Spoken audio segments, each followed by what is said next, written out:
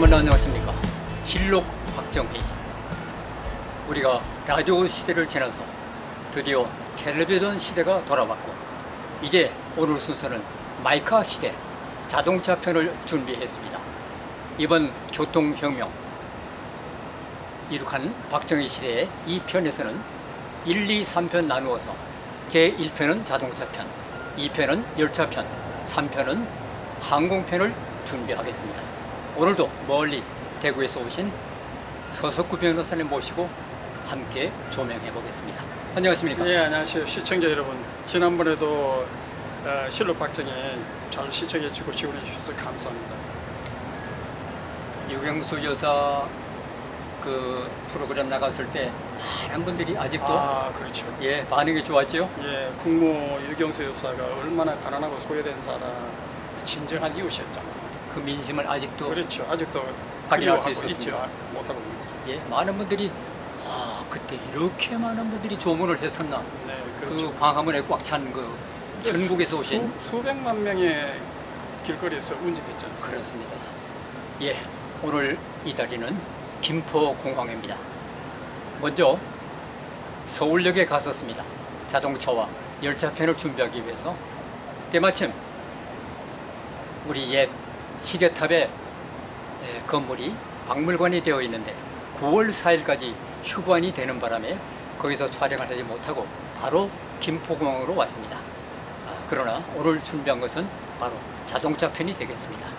정말 우리나라의 자동차 1977년 7월 7일 날 경부고속도로가 개통되어 있지 않습니까? 그렇죠. 그런데 이제 운행할 자동차가 있어야죠. 그렇습니다. 당시 17만 대밖에 안 됐다고요? 네, 예. 정말 이 불모지에서 박정부가 이걸 시작을 했는데 어떻게 이게 가능하게 했는지. 그렇죠. 세계에서 가장 가난한 나라 한국에서 사실 자동차 이 산업은 엄두도 못 낼 상황이었죠. 네. 그런데 처음에는 이제 선진국 부품을 가져와 가지고 조립을 하는 하청 조립 수준이었어요. 네. 그러니까 그러다가 우리가 이제 고유 모델을 개발 수출 자동차 산업 전략을 성공시킨 것은 그 당시에 한국 수준으로서는 불가능한 것이었습니다. 예. 자원이 없는 한국에서 이것이 가능한 것은 높은 교육 그 질 그리고 인적 자원 이런 것이 이런 자동차 산업을 가능하게 한 것이야. 우리 시쳇말로 맨 땅에서 헤딩하는 그때 그 수준이었죠. 이번에 왜 일본에 우리 한국계 교토 국제고등학교가 고시엔 대회 우승을 했지 않습니까? 그 기적입니다. 네. 그것도 전교생이 160명밖에 안 돼요. 그러니까요. 그걸 또 비유할 때 예. 개천에서 용났다 했더니 그렇죠. 아니래요.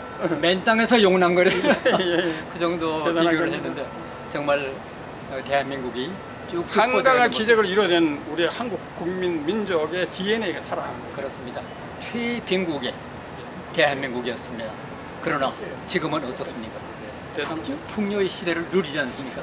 이 무더위 34도에도 불구하고 AI 에어컨을 틀고 시원한 밤을 보내고 있는 대한민국 국민들, 네. 정말 자랑스럽습니다. 그 과거가 어땠는가? 이 자동차 불모지에서 자동차 산업을 성공시킨 인적 자원이 있지 않습니까? 그렇죠. 누구였습니까? 예. 고유모델을 개발해가지고 수출 산업 육성 전략을 성공시킨 주인공은 네. 김정년 대통령 비서실장, 오원철 대통령 경제 제2수석, 네. 이낙선 상공부 장관, 김재관 상공부 중공업 차관보였어요. 제가 생각에는 제일 그때 소개한 김재관 차관보가 대단하죠. 실무장 아니겠는가 하는 생각이 드는데 맞습니다. 어떻습니까? 예, 맞습니다. 야, 김재관 그 차관보는 이승만 대통령 시절 철강 부문 국비 유학생으로 독일 그 뮌헨 공대에서 유학을 간 수재입니다. 독일.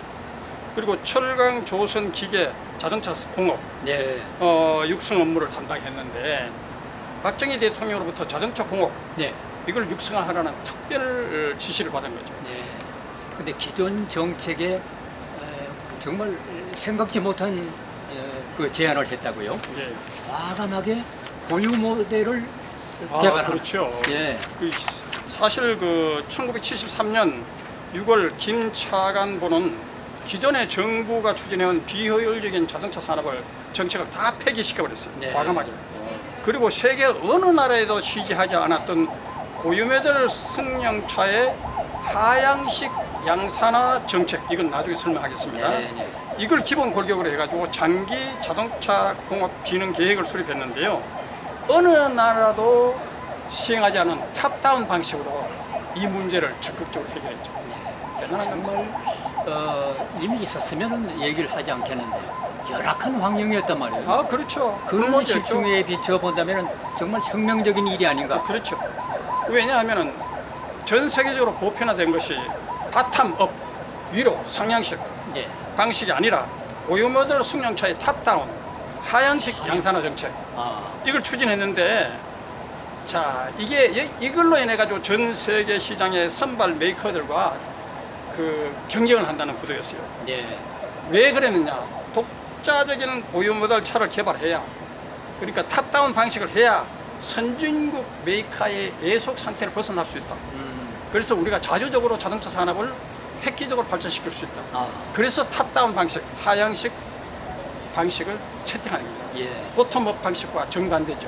예. 참 대단한 겁니다. 열악한 그 불모지 자동차 공업 환경인데 국산화 비율이 문제 아니겠습니까? 아, 그렇죠. 예. 이게 1975년까지요. 국산화 비율을 80% 하겠다는 계획을 세웠죠. 이것도 사실 불가능한데 우리 실정에 맞는 소형차를 개발하자. 아, 지금 기름값도 비싸잖아요. 그렇죠.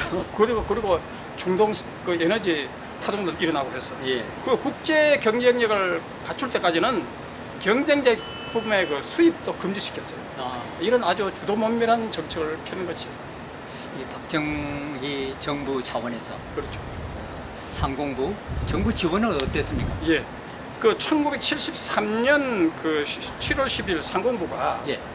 국내 자동차 4개사, 그러니까 GM 코리아, 기아, 현대, 아시아 자동차, 여기에다가 정부가 한국 자동차 공업 장기 진흥 정책을 수립했으니까 예. 각 사는 고유 모델 승용차 공장 건설 계획을 작성해가지고 예. 8월 5일까지 제출하라. 이렇게 공문을 발송했는 거죠. 예. 그때 아까도 잠깐 말씀드렸지만은 우리나라 총 자동차 대수가 17만 대였단 말이에요. 그렇죠. 그런 가운데서 이 연간 총 조립 생산량 네, 그 실적이 3만 대 네, 안 됐다 그러죠. 네. 그 정도로 적었는데 그런 모델을 가지고 우리가 업계로서는 정말 갑작스런 상공부에 그 엄청난 어려움을 느꼈다 이런 얘기를 하던데. 아, 그렇죠. 8월 5일까지 그 계획서 써내라 하는데 예.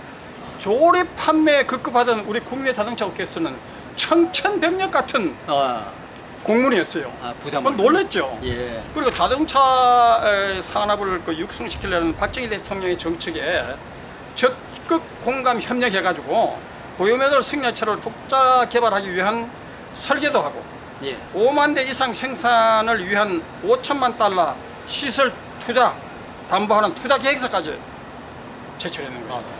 그러니까 결국 고유모델 승용차 생산 메이커는 어느 업체가 선정되어 있습니까? 예, 상공부는 고유모델 승용차 생산 메이커로 GM 코리아, GM. 기아, 현대사 이 세 개사를 갖다가 지정을 했어요. 아, 최대 난관은 무엇이라고 보십니까? 예, 그게 공교롭게도 1973년 10월에 예. 중동 전쟁이 발발해가지고 제1차 석유 위기가 발생했어요. 예. 그러니까 석유값이 128%나 올랐잖아요. 지난번에 우리가 오일 얘기했죠. 쇼크. 예. 그러니까 가장 타격을 받은 것이 자동차 산업이죠. 예. 그 전 세계 자동차 공업이 불황에 빠져가지고 생산 감축 공장 폐쇄가 잇따르고 그래서 견디다 못한 GM 코리아, 기아도 고유 모델 당초의 개발 생산 계획을 포기해버렸어요. 그럼 워낙 기름값 비싸고 하는데 누가 자동차 살락하느냐. 그럼 오일 쇼크로 그럼 포기를 했나요? 그렇죠. 다 잠정적으로 포기한 거예요. 잠정적으로. 아, 참. 그 그- 위기인데. 예, 그래서 오일 쇼크로 수익성이 극히 나빠진 자동차 산업 육성은 네.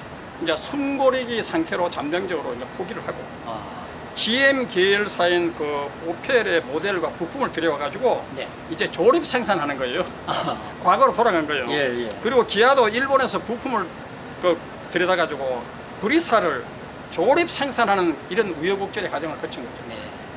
그렇게 이제 새 3사가 시작을 했는데 네. 또 이렇게 잠정적으로 쉬는 동안에 네. 마지막 주자로 뛰어든 현대 아닙니까? 그렇죠. 이 현대 자동차가 또 획기적인 그 육성을 했다 그러는데 예, 그 어떤 성과가 있었나요? 예, 예. 그 조립 생산 실적이 연간 7천대도 안 되는 소규모 네. 그 조립 생산 자체가 그렇답니다. 현대자동차 예. 정주행은 정부의 고유 모델 차 개발 정책에 적극 그 호응해가지고 예. 단 3주 만에 연간 5만 대 생산 목표로 하는 포니 자동차 생산 계획서를 제출해가지고 깜짝 놀라게 했죠. 시작도 뭐 3만 대도 조립을 겨우 했었는데 5만 대를 개발하겠다 그러니까 예. 이것도 놀랄 일이네요. 아, 그렇죠. 예.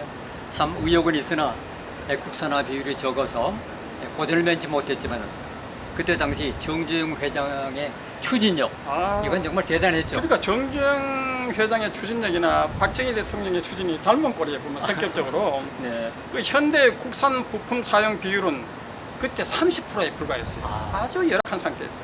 그리고 주요 부품은 거의 수입에 의존했거든요. 예.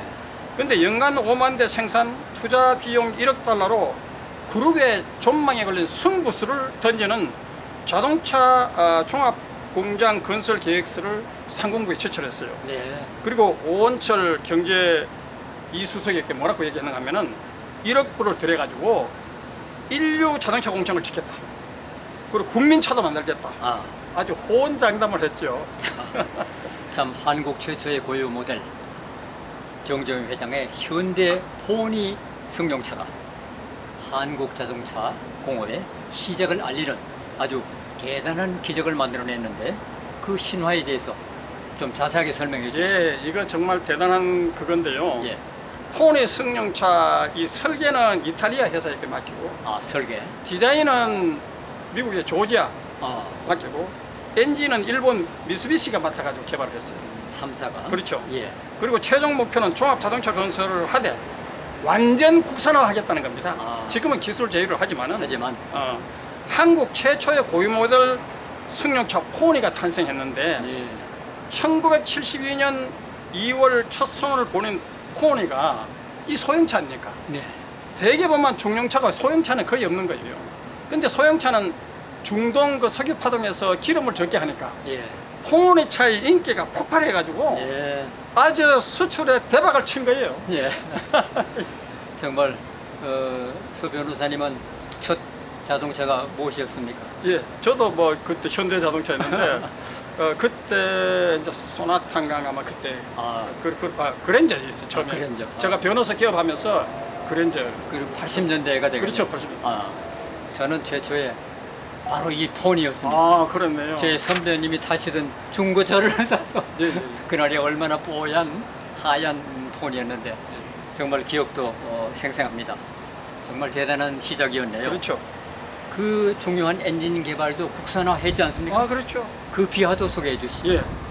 고유 모델 승용차 개발 생산은 한국이 세계 16번째고 아, 아시아에서는 일본 다음에 두 번째입니다. 두 번째. 예. 그 엔진 독자 개발에 도전한 이 현대 기술진이 일본 미쓰비시 예. 그리고 미국의 포드 자동차를 다 분해를 했어요.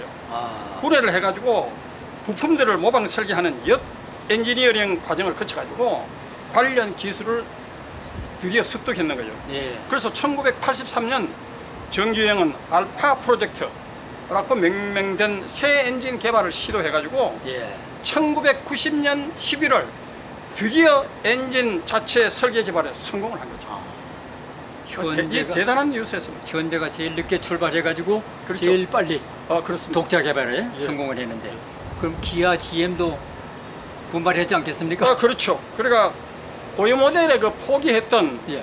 이제 기아와 GM 코리아도 이거 우리도 이제 독자 개발에 뛰어들자. 해보자. 이렇게 해가지고 성공하면서 한국은 박정희 정부 시대의 독자 모델 개발 성공을 기반해가지고 예.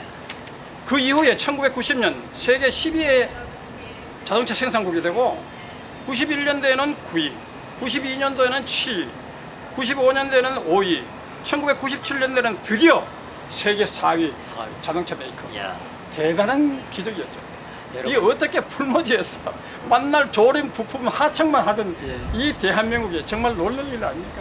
여러분 조금 전에 화면 보셨겠지만 서울역에서 열차가 떠나가고 출발하고 또 자동차 그 넓은 광장에 빈자리 없이 자동차들이 오가는 모습을 봤을 겁니다. 그렇죠. 이것이 그냥 된 것이 아닙니다. 바로 1970년대 경제개발 제5차 경제개발의 세 번째 72년부터의 그 경제개발 속에서 이루어졌던 내용들이라는 것을 기억해 주시기 바랍니다.